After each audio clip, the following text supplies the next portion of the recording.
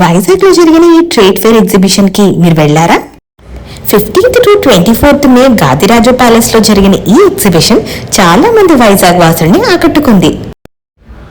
అందులో నేను కూడా ఒకరిని.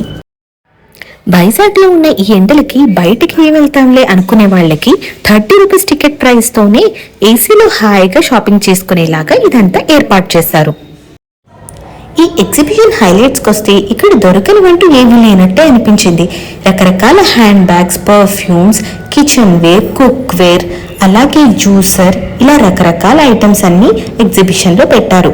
అంతేకాకుండా లేడీస్కి కావాల్సిన యాక్సెసరీస్, జ్యువెలరీ అవి కూడా చాలా కలెక్షనే ఉంది. ఇక్కడ ఫుట్వేర్ కూడా పెట్టారు. స్టార్టింగ్ 700కే మంచి మంచి ఫుట్వేర్ ఉంది అండ్ కంఫర్టబుల్గా కూడా వేసుకునేలాగే ఉన్నాయి. ఇక్కడ అన్ని కూడా అఫోర్డబుల్ ప్రైజెస్ లోనే ఉన్నాయి.